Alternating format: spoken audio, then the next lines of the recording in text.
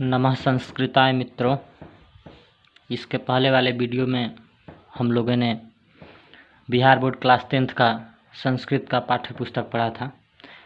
11वां पाठ पढ़ा था व्याघ्रपथिक कथा, जिसमें कुछ बाकी लग गया था, उसको हम लोग इस वीडियो में देखेंगे लोग। तो व्याघ्रपथिक कथा में जो बाकी लग गया था उसको हम लोग इस वीडियो में पढ़ेंगे लोग। तो इस वीडियो को देखने से पहले आप लोग व्याघ्रपथिक कथा का जो पहला भाग होगा उसको आप लोग देख लीजिएगा लोग, उसके बाद से इस वीडियो को देखिएगा लोग, अच्छी तरीके से समझ में आएगा। तो शुरू करते हैं जहाँ से ख़त्म हुआ था। तो हम बता दिए थे कि जो बाघ था वह पथिक को फंसाने के लिए, अपने पास लाने के लिए विभिन्न विभिन्न प्रकार के बहाने कर रहा था। वो बोल रहा था कि मेरे द्वारा धर्म शास्त्रों का भी अध्ययन किया गया है। उसको बार बार फंसाने की वह कोशिश कर रहा था ताकि वह बाघ के पास कंगन लेने के लिए आए और बाघ उसको मार करके खा जाए। इसलिए बाघ उसको अपने पास बुलाने के लिए हर संभव प्रयास कर रहा था। तो हम लोग ये श्लोक पढ़ लिए, चलो फिर से इसका एक बार हिंदी बता दे रहे हैं। बाघ बोल रहा था कि मेरे द्वारा धर्मशास्त्रों का अध्ययन किया गया है। सुनो दरिद्रान भर कौन्तेय माँ पर्यच्छेश्वरे धनम व्यधितस्य औषधम पथ्यम निरुजस्य किमौषधे। इसका मतलब हम बता चुके थे पहले वीडियो में, यानी कि हे कौन्तेय, हे कुंती पुत्र युधिष्ठिर। कौन्तेय का होता है कुंती पुत्र, यानी कि हे कुंती पुत्र, हे कौन्तेय, दरिद्रान भर, दरिद्रों का भरण पोषण करो, गरीबों को दो, ऐश्वर्यवान को यानी धनी व्यक्ति को धन मत दो। जो ऐश्वर्य हैं, जो धनी मनी हैं, उनको धन मत दो। औषधि जो है वह रोगी के लिए लाभकारी है। व्याधि यानी कि रोगी, औषध्यम यानी कि औषधि, यानी कि रोगी जो औषधि जो है वह रोगी के लिए पथ्यम लाभकारी है। निरोगी को किम औषधे, औषधि से क्या लाभ। इसका हिंदी होगा, हे कौन्तेय, दरिद्रों का भरण पोषण करो, दरिद्रों को दो, जो ऐश्वर्यवान हैं, जो धनी हैं, उनको धन मत दो, क्योंकि औषधि रोगी के लिए लाभकारी होता है, निरोगी को भला औषधि से क्या लाभ। ऐसा बाघ बोल रहा है। यानी कि बाघ के कहने का अर्थ ये है कि जो धन देना चाहिए वह गरीबों को देना चाहिए, क्योंकि धनी को, व्यक्ति को धन नहीं देना चाहिए, क्योंकि जो औषधि होता है वह रोगी के लिए होता है, निरोगी को भला औषधि से क्या लाभ। इसलिए मैं तुम्हें ये बाघ बोल रहा है, इसलिए मैं तुम्हें ये कंगन देना चाहता हूँ, क्योंकि तुम भी दरिद्र हो, तुम भी गरीब हो। ऐसा बाघ उसको अपने जाल में फंसा रहा है। आगे देखते हैं लोग, अन्यच्च, इसके अतिरिक्त पढ़ते हैं यहाँ पे, यानी कि अन्य भी सुनो, अन्यच्च अन्य भी और भी सुनो।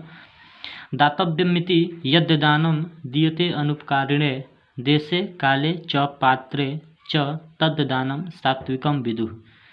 दातव्यम जुड़ इति, इसमें दो पद हैं। दातव्यम जुड़ इति, दातव्यम मतलब देना चाहिए, इति मतलब ऐसा, यत जुड़ दानम, यत मतलब कि, दानम मतलब दान, दीयते, दीयते का मतलब होता है आप लोग को दिया जाए।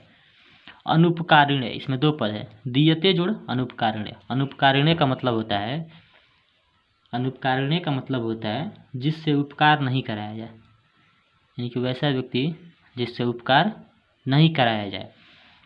देश यानी कि देश, काल यानी कि काल, समय, पात्र यानी कि पात्र, योग्य, योग्यता को, पात्र को देखते हुए। तद्दानम, तत्जुड़ दानम, सात्विकम, सात्विकम विदुः, विदुः का मतलब जाना जाता है, सात्विकम दानम यानी कि सात्विक दान। इसका हिंदी आप लोग देखिएगा तब समझ में आएगा। इसका हिंदी होगा, दान देना चाहिए ऐसा कि जिसमें उपकार की भावना न हो। दान देना चाहिए ऐसा कि जिसमें उपकार की भावना न हो। देश, काल और पात्र को देखते हुए दिया गया दान ही सात्विक दान विदु जाना जाता है, सात्विक दान कहलाता है। इसका हिंदी देखिएगा फिर से, दान देना चाहिए ऐसा कि जिसमें उपकार की भावना न हो। देश, काल और पात्र के अनुसार दिया गया दान ही सात्विक दान कहलाता है। अब इसका मतलब समझिएगा लोग। कह रहा है व्याघ्र दान देना चाहिए, लेकिन ऐसा दान दें जिसमें उपकार की भावना न हो। कहने का अर्थ ये है कि आप लोग ऐसा दान दें जिसमें उपकार की भावना न हो। यानी कि आप लोग किसी व्यक्ति को दान दे दीजिए और सोचिए कि इसके बदले में वो मेरा कल कार्य करेगा, या इसके बदले में वो 2 दिन 4 दिन बाद, मतलब जो भी हो, उसके बदले में वो पैसा दे देगा, तो आप उससे उपकार की अपेक्षा रखते हैं, यानी कि आप उससे भी उपकार कराना चाहते हैं। तो ऐसा दान नहीं होता है, वो तो एक कर्ज होता है। तो दान ऐसा देना चाहिए जिसमें उपकार की अपेक्षा न हो। यानी कि दान दे दीजिए तो उस व्यक्ति से आप फिर मत सोचिए कि ये भी मेरे किसी काम आएगा, आप उसको भूल जाइए, क्योंकि वैसा दिया गया दान नहीं कहलाता है। यानी कि दिए गए दान में उपकार की भावना न ही रखा जाए तो अच्छा होता है। यानी कि अगर आप किसी को दान देते हैं, साधारण सी भाषा में समझिए, अगर आप किसी को दान देते हैं तो उससे उपकार की भावना आप मत रखिए, ऐसा बाघ बोल रहा है। उसके बाद से कह रहा है देश काल और पात्र के अनुसार दिया गया दान ही सात्विक दान कहा जाता है। सात्विक दान किसे कहते हैं? तो देश के अनुसार, काल के अनुसार और पात्र के अनुसार। इसका मतलब क्या होता है? देश के अनुसार, जैसे हम भारत में हैं, यहाँ पे रुपया चलता है, अब कोई डॉलर ले आके दे दे। यहाँ पे भारत है, यहाँ की जो मुद्रा है रुपया है, कोई डॉलर दे दे तो उससे हमको क्या फ़ायदा? कुछ नहीं फ़ायदा होने वाला है। काले यानी कि समय के अनुसार, जैसे हमको अगर 100 रुपये की ज़रूरत है, अगर कोई 1 रुपया ले आकर के दे देता है तो वह समय के अनुसार वह पैसा नहीं होता है, वह दान नहीं होता है। पात्र यानी कि पात्र को देख करके, योग्यता को देख करके भी दान देना चाहिए। यानी कि दान वैसे व्यक्ति को देना चाहिए जिसे ज़रूरी हो, यानी कि योग्यता को देख करके ही दान दिया जाना चाहिए। यानी कि ऐसा दान जिसमें उपकार की भावना न हो, देश के अनुसार, काल के अनुसार और पात्र के अनुसार दिया गया दान ही सात्विक दान कहलाता है। समझ गए लो? सात्विक दान किसे कहते हैं? परीक्षा में पूछेगा सात्विक दान किसे कहते हैं, तो बोलिएगा लो ऐसा दान देना चाहिए ऐसा कि जिसमें उपकार की भावना न हो, देश, काल और पात्र के अनुसार दिया गया दान ही सात्विक दान कहलाता है। ऐसा बाघ उसको अपने जाल में फंसाने के लिए बोल रहे हैं। आगे देखते हैं लोग। तदत्र सरसी स्नात्वा सुवर्ण कंकणम गृहान। इसलिए बाघ कह रहा है, इसलिए सरसी यानी कि सरोवर में स्नात्वा स्नान कर, सुवर्ण कंगन यानी कि सोने का कंगन, गृहान यानी कि ग्रहण करो। बाघ बोल रहा है अतः सरोवर में स्नान कर सोने का कंगन ग्रहण करो। यानी कि जैसे ये सरोवर में स्नान करने जाएंगे पथिक, वैसे ही बाघ उसको क्या कर लेगा? पकड़ लेगा। ठीक है, तो इसका हिंदी हो जाएगा अतः सरोवर में स्नान कर सोने का कंगन ग्रहण करो। ततो यावदसौ तद्वचः प्रतीतो लोभात्सरः स्नातुं प्रविशति तावन्न महापंके निमग्नः पलायितुम् अच्छमः। ततो तब, यावदसौ, यावत जोड़ असौ, यावत जोड़ असौ यानी कि तब जैसे ही वह, तद्वचः उसके वचन पर, प्रतीतो विश्वास कर, लोभात्सरः यानी कि लोभ के कारण, लोभवश, स्नातुम स्नान करने के लिए, प्रविशति प्रवेश करता है, तावन्न महापंके वैसे ही महापंके महाकीचड़ में, महापाक में, निमग्न फंस जाता है, पलायितुम अच्छमा, पलायितुम जोड़ अच्छमा से बनेगा पलायितुम अच्छमा। पलायितुम मतलब पलायन करने में, भागने में, और अच्छमह का मतलब अक्षम जान पड़ता है यानी कि सक्षम नहीं होता है। हिंदी होगा, बाघ बोल रहा है अतः सरोवर में स्नान कर सोने का कंगन ग्रहण करो। तब जैसे ही वह यानी कि पथिक, तब जैसे ही वह उसके वचन पर विश्वास कर लोभवश स्नान करने के लिए प्रवेश करता है, वैसे ही गहरे कीचड़ में फंस जाता है और भागने में सक्षम नहीं होता है। ठीक है, आगे पढ़ते हैं लोग। पंके पतितम दृष्टवा व्याघ्रो अवदत्। पंके मतलब पाक में, कीचड़ में, पतितम दृष्टवा यानी कि गिरा हुआ देखकर, व्याघ्रो अवदत् बाघ बोला, अहह महापंके पतितो असि। कीचड़ में गिरा देखकर बाघ बोला, अहह अरे अरे अरे, महापंके पतितो असि, गहरे कीचड़ में गिर गए हो। महापंके गहरे कीचड़ में, पतितो असि फंस गए हो, गिर गए हो। बाघ बोला यानी कि कीचड़ में गिरे हुए देख करके बाघ बोला, अरे अरे महा कीचड़ में फंस गए हो, गहरे कीचड़ में तुम फंस गए हो।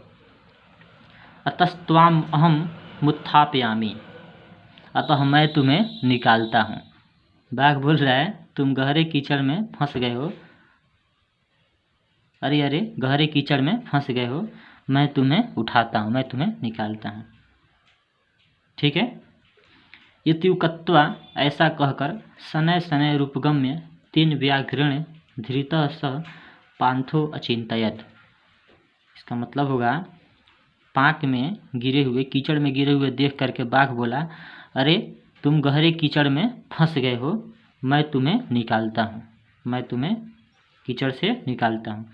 इत्युक्त्वा ऐसा कहकर शनैः शनैः यानी कि धीरे धीरे, रूपगम में यानी कि पास जाकर, ऐसा कहकर धीरे धीरे पास जाकर, तेन मतलब उसके द्वारा यानी कि बाघ के द्वारा, तेन व्याघ्रण उस बाघ के द्वारा, धृतः पकड़ा गया, स पान्थो अचिंत्यत तब वह पथिक चिंतन करने लगा, सोचने लगा।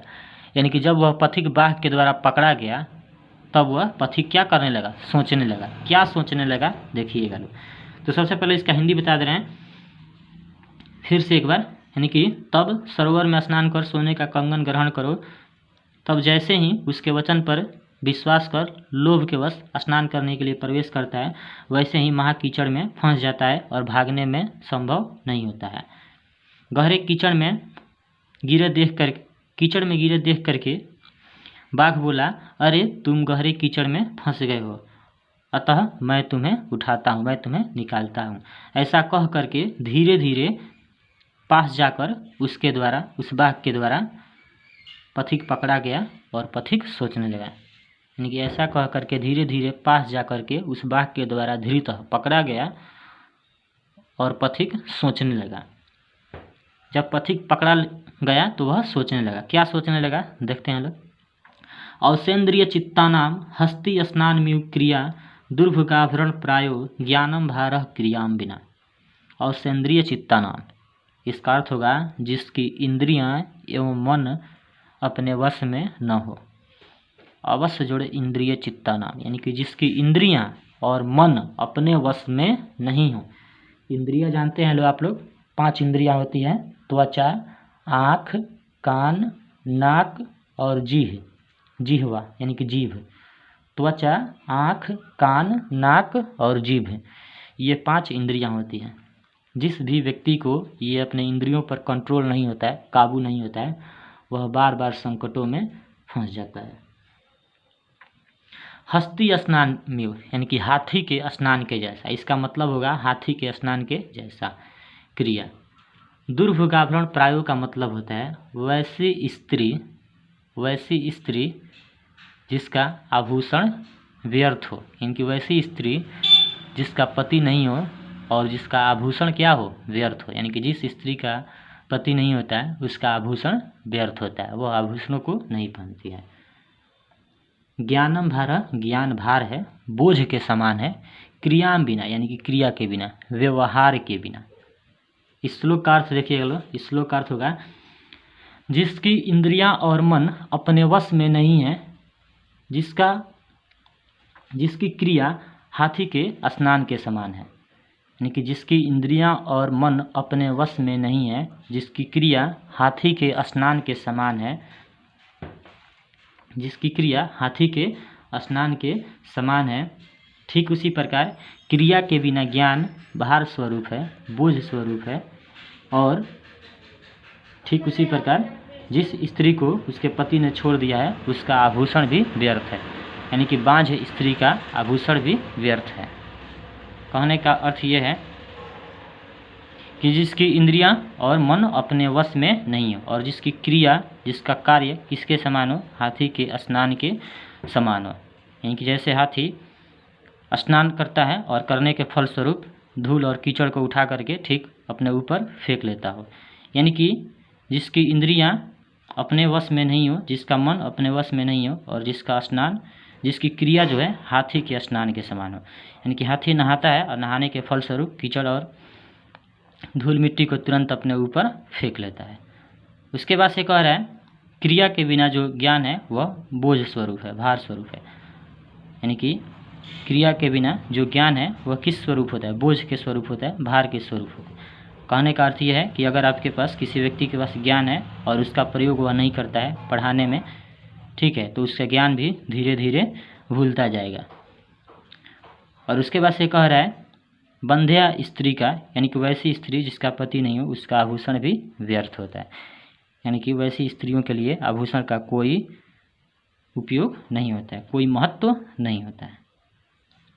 तो इसका हिंदी फिर से बता दे रहे हैं। इसका हिंदी क्या होगा? इसका हिंदी होगा जिसकी इंद्रियां और मन अपने वश में नहीं हो, जिसकी क्रिया हाथी के स्नान के समान हो, उसका ज्ञान क्रिया के बिना बोझ स्वरूप होता है, भार स्वरूप होता है। ठीक उसी प्रकार जैसे बाजिन स्त्री का आभूषण। समझ गए लोग? इसका हिंदी होगा जिसकी इंद्रियां और मन अपने वश में नहीं हो, जिसकी क्रिया हाथी के स्नान के समान हो, उसका ज्ञान क्रिया के बिना बोझ स्वरूप होता है, भार स्वरूप होता है। ठीक उसी प्रकार जिस प्रकार बाजिन स्त्री के लिए उसका आभूषण बोझ स्वरूप होता है। पथिक ऐसा सोच रहा है, जब वह बाघ के द्वारा पकड़ा गया तब पथिक ऐसा सोच रहा है। वह सोच रहा है कि जिसकी इंद्रियां और मन वश में नहीं होता है वह बार बार संकटों में फंस जाता है, और जिसकी क्रिया हाथी के स्नान के समान होती है वह भी बार बार फंस जाता है। ठीक उसी प्रकार जिस प्रकार क्रिया के बिना ज्ञान क्या होता है? भार स्वरूप होता है, बोझ स्वरूप होता है। इति चिंतयन् नसौ व्याघ्रेण व्यापित खादिश्च। इति मतलब ऐसा, चिंतयेन जुड़ एव जुड़ असव, 3 पद हैं इसमें। चिंतयेन जुड़ एव जुड़ असव, यानी कि ऐसा सोचते हुए ही वह व्याघ्रेण बाघ के द्वारा व्यापित मारा गया, खादिश्च और खाया गया। ऐसा सोचते हुए वह बाघ के द्वारा पकड़ा गया और खाया गया। यानी कि ऐसा विचार वह कर रहा था तभी वह बाघ के द्वारा पकड़ लिया गया और खाया गया। अत उच्यते, अतः कहा गया है, कंकड़स्य तु लोभेन मग्नः पंके सुदुस्तरे वृद्धिव्याघ्रेण संप्राप्तः पथिकः स मृतो यथा। इसका मतलब होगा कंकड़स यानी कि कंगन के, तू मतलब किंतु, लोभेन यानी कि लोभ से, मग्नः मतलब फंस करके, पंके यानी कि कीचड़ में, सुदुस्तरे यानी कि गहरे, सुदुस्तरे का मतलब होता है गहरे, वृद्ध व्याघ्रण यानी कि बूढ़े बाघ के द्वारा, ठीक है, बूढ़े बाघ के द्वारा, संप्राप्त यानी कि पकड़ा गया, पथिकः का मतलब पथिक, समृतो का मतलब वह मारा गया, यथा का मतलब जैसे। इसका मतलब होगा जिस प्रकार कंगन के लोभ में, जिस प्रकार कंगन के लोभ के कारण गहरे कीचड़ में पथिक फंस गया और वृद्ध व्याघ्र के द्वारा, बूढ़े बाघ के द्वारा मारा गया। इसका हिंदी होगा जिस प्रकार कंगन के लोभ में पथिक गहरे कीचड़ में फंस गया और बूढ़े बाघ के द्वारा पकड़कर मार दिया गया और खाया गया। ठीक है, तो इस पाठ से हमें यही शिक्षा मिलती है कि हमें जीवन में कभी भी लालच नहीं करनी चाहिए। और इस श्लोक को ध्यान से देखिएगा लो, और सेंद्रिय चित्ता नाम, यानी कि जिसकी इंद्रियां और मन अपने वश में न हो, हमें अपने इंद्रियों को और अपने मन को हमेशा अपने वश में रखना चाहिए। इंद्रिय जो हमारी है आँख, तो आँख हमें मिला है तो इसे हमें सही चीज़ों को ही देखना चाहिए।